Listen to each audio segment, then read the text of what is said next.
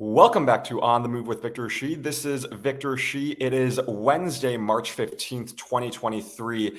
And as we're seeing right now, it's not just federal elections that matter, it's also down ballot races that matter just as much, if not more, for our lives. Today, I'm so thrilled to highlight the work and importance of one particular candidate and also race and also person serving in the office, the district attorney. And there's no one better to join me to talk about all of the work her office is doing and the role that district attorneys play when, say, the federal government or state and local governments can't step in. And that person who I'm joined with today is Mimi Rocah, who is currently the district attorney for Westchester, New York.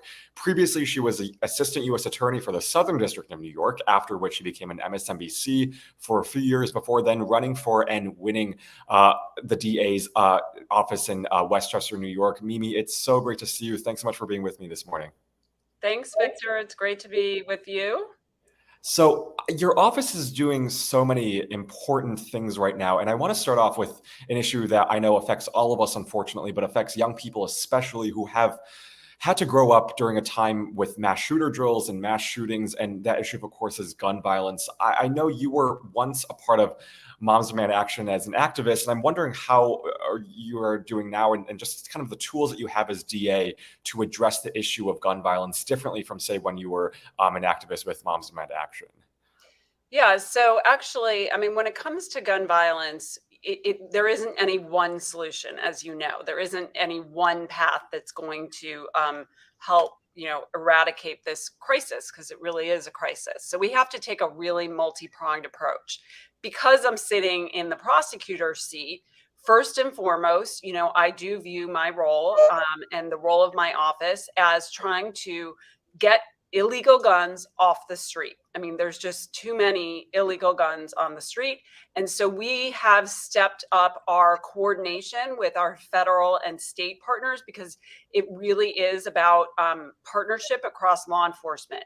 And I know this all sounds really basic, but it's something that really can make a difference. And we've seen the difference here in Westchester, for example. And Westchester is the largest county and the largest DA's office outside of the city. We're a county of about 1 million people. Yeah. So, we have seized 450 illegal guns just in 2022. And we about 100 of those were ghost guns, which I'm sure you've heard about, which there's a proliferation of. And so, I mean, that just gives you an idea of the numbers. And we could probably do this every day, and we would just keep getting more and more guns. So we really have stepped up through our coordination. We call it the Gun and Gang Initiative, with our major police departments and law enforcement partners. But we also do obviously, prosecutions of people with illegal guns and people who use guns for violence. So that is sitting from the prosecutor's chair. That's going to be my first priority. But we can't just rely on that, right? We also have to look to, and we're really fortunate here in New York State to have strong gun safety laws. So, for example, the red flag laws, which I know are, quite a bit in the news because President Biden has been talking about funding and incentives for states to have red flag laws. We have them here in New York, and in fact, they were recently expanded. What it is it allows law enforcement, schools, health practitioners to petition to have a gun temporarily taken away from someone who is in a crisis and who might, so it could be a legal gun. But if that person is in a crisis and might do harm to themselves or to others, and we can talk more about that in detail and sort of what it means. But those are kind of those approaches. And then a really long-term strategy when it comes to gun violence is early intervention with people before they get to the point of getting involved with gangs or using guns. And so we're working on diversion programs for low-level, nonviolent misdemeanors and other offenses, where we can have that early intervention approach to get people out of the criminal justice system and into the social services system. These are really amazing things that you're doing. And one of the really interesting that I've read about how we can move forward with reducing the number of gun violence deaths is by adopting a similar approach to what you were saying in terms of public health, which is emphasizing prevention. Can you talk a little bit more about what prevention looks like and how your office has enacted gun reform measures through a lens of prevention? Yeah, so I mean, really, I would put it in two different categories. One is the last one I was talking about, which is we have established. We had when I got here, we had a diversion court for felony misdemeanors. For felony mental health, for felony drug diversion, and a veterans court that also dealt with felonies. Well, what about the misdemeanors? What about when people commit that first offense, right? Trespassing or a shoplifting or something that is nonviolent, there's no gun involved, there's no violence involved. Why aren't we giving them some kind of help at that point? Because then maybe my hope is we Yeah. never see them again, right? So it's to reduce recidivism, it's to reduce the gun crime, the violent crime of 5 years from now, 10 years from now.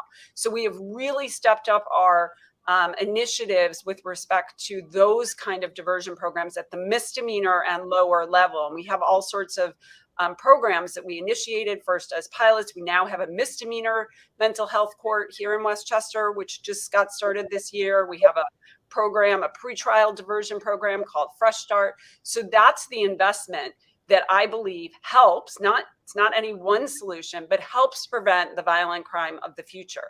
The other way we work on prevention, as I said, is from the red flag laws that we're talking about and safe storage, because really when you're talking about mass shootings, which is part of obviously is horrific for the people going through it and their families, but also is part of what makes the public as a whole feel so insecure, right? You don't know where the next one's going to be.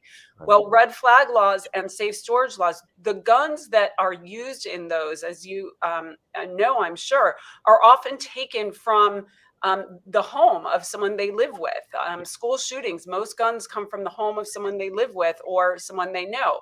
So safe storage is a really simple concept of fine, have a gun, legal gun, ownership, but store your gun safely, separated, locked, separated from the ammunition.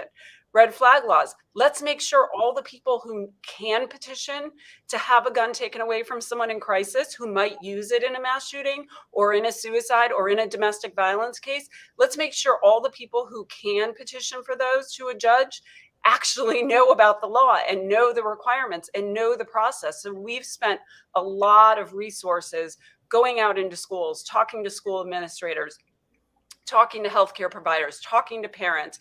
And it's hard to prove the absence of something of what we may have prevented. It's, that proving a negative. But we know from the fact patterns that we've seen and the rise in the number of ERPOs, there were 10 had been done when I came into office in 2021. And now we've done, I think, close to 50. Wow. And and it's going to keep growing because people are becoming more educated and more empowered to do something about it. And we'll never know what we prevented, but I believe we are saving lives. Absolutely. Something is anything, especially now with the rate of mass shootings that we're seeing. And these are the things that at least in my mind, when you talk about red flag laws and some of the other things that you mentioned, these are things that both parties should support overwhelmingly. And yet you have leaders in Washington, D.C. right now who aren't taking any action.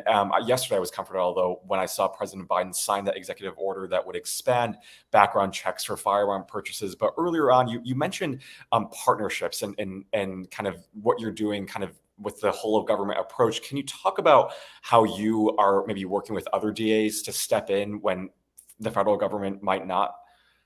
Yeah, I mean, look, there are counties in New York that are, Republican and Democratic district attorneys and law enforcement are very active and prolific with the red flag laws. So this does seem to be an area. I'm not saying everyone agrees with them, and there are challenges happening in the courts to them. But it does seem to be one of the few possible unifying areas. Yeah. And we have, there has been a call for a national red flag law, for example. I know President Biden recently, initiated some incentive for states that don't have them to adopt them. But I think a national red flag law is a really great idea too. You need to have this multi-layered approach. The other thing, obviously, is, all of these things that we're doing are important, and we will keep doing them. And as you said, this is part of why DA elections and leadership matter. But we do at the end of the day need the federal government to act. We need an assault weapons ban. We can do everything we're doing, and I know I spoke personally with President Biden. He is very passionate about the assault weapons ban, or restrictions, we should say. But I don't know if that's feasible right now at that level, but that is something that is another layer on this very multi-layered cake that we really need to happen to really save lives. And it feels, I know I'm not alone, just as a person in America, and feeling like, why this seems so common sense. Why can't we make this happen? Especially when we compare ourselves with other developed nations, other countries with these laws already. It's like you said, at the end of the day, about saving lives, and what you're doing is really important. But I do want to shift to talk about another issue that I know is facing far too many communities across America, which is hate-based violence. There's a rise in anti-Asian hate, a rise in anti-Semitism. Have you prosecuted any of these cases in your office? And can you talk about what the tools are that you have as DA to prosecute these crimes more broadly? Yeah, absolutely. I mean, unfortunately, we have had two violent hate crimes here in Westchester since I've been here that we did prosecute as hate crimes, and we were able to receive very significant sentences. One was a horrific assault by a white nationalist-inspired man on a young Black woman. It's hard to even, she was a teenager, so, young woman, who fortunately survived, and is doing very well, actually, with her life. Thank God she is a survivor in many ways. But obviously it was horrific, not only for her and her family, but for a whole community who literally witnessed the attack. So that resulted in a guilty plea and a sentence of, I believe, 15 years. I think we had actually asked for more than that, but that was the sentence was given, which is a good sentence. And then there was another horrific crime of a beating, again, a really violent assault on a elderly Asian woman. And there were real indicators in both of these cases. I mean, it was really beyond a reasonable doubt, as we say, that they were hate inspired. In this case, he actually spit on the victim, which was, obviously just despicable.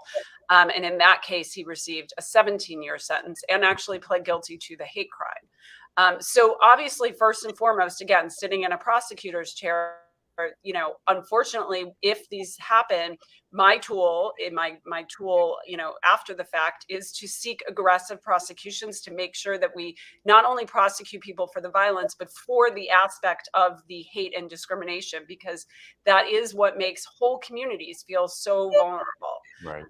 But we're also trying to be proactive again and prevent it. We don't want to see the cases get to that point. We're not going to prevent everything every time, but maybe we prevent some. And so we are much more out in the community doing training and education to young people about our hate crime laws. Things as small as, something someone says or graffiti, how that can be a crime, how someone can be held accountable for that. And we also have set up a hotline for people to call. People are using, and it's in multi-languages. It can be anonymous. And we're working again with our partners more closely to make sure that we're collecting all of the data. So we set up a hate crimes portal where, in Westchester, it's kind of unusual, but we have 42 different police departments around the county. So we need the information from all of those jurisdictions, from all of those departments, to be in one place so we can really track the patterns. Even if it's a pattern of something very small, we want to see it before it becomes something big. And then we can do some kind of intervention with other government partners like our Human Rights Commission or the county executive. So those are some of the things we've been doing. The laws are there for us to hold people accountable, and we will, but we really ideally would be at a point where we're preventing these from happening in the first place. Yeah, no, you mentioned the word education. That's one of the things I admire about your office, which it seems like you and a lot of other people in your office are going into public and civic spaces and educating people about not only your office, but also your work, particularly with schools and talking with students. What have those interactions been like with students in the classroom and telling them about the work that your office is doing? Have you found that you're able to kind of spark this civic interest? Absolutely. And I know this is particularly, an interest of yours with young people. The people in my office, the prosecutors, spend so much of their time outside the courtroom doing things like this, and they love it. I mean, if they could spend more time, they would, but they also have very full caseloads. And I spend as much time as I can. The young people really, when you start talking, they are so engaged with this.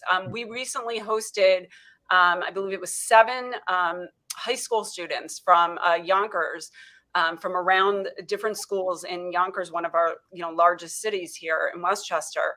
And they came here for 3 days. We kind of gave them like a mentorship where they met with our hate and bias crimes coordinator, who is amazing, who talked to them about the law.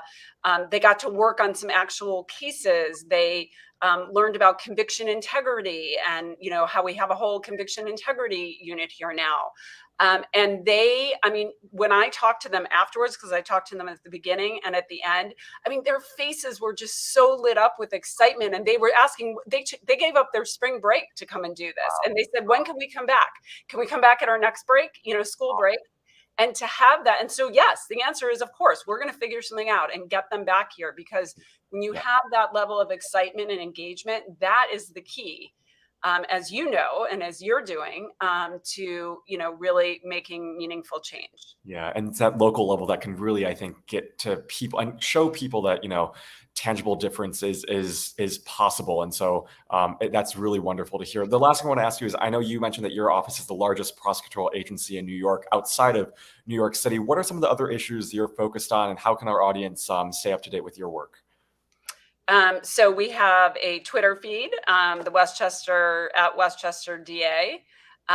We have a website that we're revamping constantly and modernizing and trying to make more accessible. And we have like an online complaint form now, so people, can do things online. And we do a newsletter, a quarterly newsletter now, that kind of sums up not just the cases we're doing, but the kind of work that we're talking about in the community, which we really put a big emphasis on. The other issues that we're dealing with, I mean, look, we're a suburban county. There's a lot of driving. We have a lot of drunk driving issues. That is, been true for a long time and will continue to be true. We have a cold case unit that we started, that is focused on the over 100 unsolved homicides in our county. And I know, this is something that we hope to really give closure to families, as many as we can. We're very focused on domestic violence and other crimes like that are pervasive and maybe not as talked about as much. They're not as, in the media, but they are really, really pervasive, really important, and cross boundaries of ages. We have child abuse, we have elder abuse, and everything in between. And we see these on a daily basis. And so we're constantly looking for new ways to support victims, to be accessible to victims. I mean, this is something we talk about every day. How do we be more victim centered and give better service and support to our victims while also prosecuting the cases? And I think these are things that, most major DA's offices deal with. And, it's not easy, but it's also really, this is why we're here. This is why we do it, is to try to find better, to get a little better each day at these kinds of issues. Definitely. Well, to everyone listening and watching, find Mimi's work, where she mentioned her website, her Twitter. You're doing amazing work. I know the last time we talked was before you won. And now it's so great to see all the work that you're doing, and the world and New York is in such a better place because of it. And I am grateful that you joined me this morning. Thank you, Victor. It's great to be with you. Thanks so much, Mimi. Bye.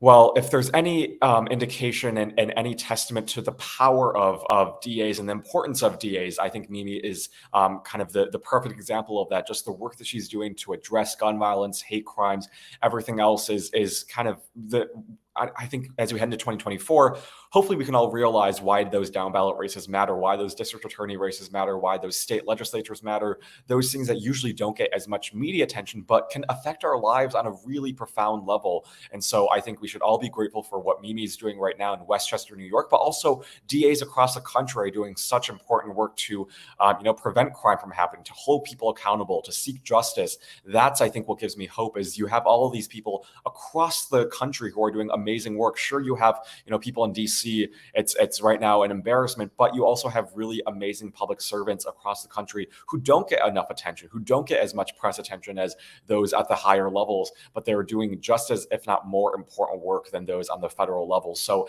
as we head into 2024, just let that be another reminder that we have to elect people like Mimi Rocah, candidates who really believe in making a difference and doing good. Those are the candidates who deserve to be in office and the people who deserve to be, have our trust and be in power. So let that be a reminder for all of us of the power of DAs. And hopefully you all enjoyed this episode with Mimi Rocah. There's a couple of things I want to get to before I let you all go for today. First is some really kind of touching news, which is I know a couple of weeks ago I mentioned the friendship between Jimmy Carter and Joe Biden. And yesterday, Joe Biden revealed by accident that Jimmy Carter has asked him to deliver his eulogy. And it's just one of those moments, these are two people who've been friends since, basically the beginning.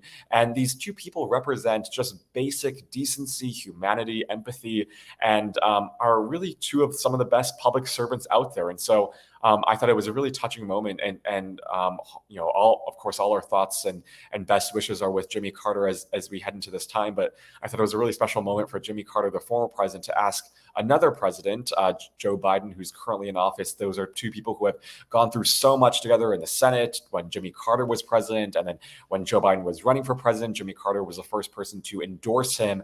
So it's just such a touching moment, and I thought very poignant right now, and just kind of hopefully that day won't come too soon. And Jimmy Carter's doing well right now, but it seems like he's doing okay right now. And but it was just one of those revelations that I think really was touching and just a human level to see. These are sure they might be presidents, but at the end of the day, they're also friends, and that friendship will last a long time. A couple of other things is I know a couple of days ago I mentioned the Willow Project. So now environmental groups are suing the Biden administration over their approval of the Willow Project. I've been someone who has not shied away from criticizing this administration for doing this, especially when Gen Z cares a lot about our planet. This is a decision that really, to me, makes no sense. And I think, I don't know what the reason could be for doing this, but it is really concerning for our environment. It would cause a lot of damage. And so basically this lawsuit alleges that the Biden administration approved this Willow Project despite knowing the harm to the communities that it would impact. And so those include wildlife and climate communities. And this lawsuit basically argues that it would spew really harmful pollutants and emissions into the sky, which undermines, at the end of the day, President Biden's climate policy. So we'll see whether or not that lawsuit is successful, but there are a number of groups now filing a lawsuit. And especially yesterday, even like the Sunrise Movement, other groups, Gen Z for Change, other groups have been really vocally active against this policy. And so we'll see what happens with that lawsuit. Speaking of lawsuits, there are two other lawsuits I do want to get to. First is Ohio is now suing Norfolk Southern for the derailment in East Palestine, Ohio. This is a huge lawsuit, 58 counts of civil charges against Norfolk Southern, and they are now trying to hold responsible, this really big rail operator, for what happened in East Palestine, which I think is really important. Accountability matters more than ever before. The people of East Palestine, I think, deserve this. And so hopefully this lawsuit is successful. But now Ohio, their attorney general, is suing Norfolk Southern. And then the last investigation that I thought was really striking to me was, regarding Silicon Valley Bank. The Justice Department and Securities and Exchange Commission are now investigating the Silicon Valley Bank's failures.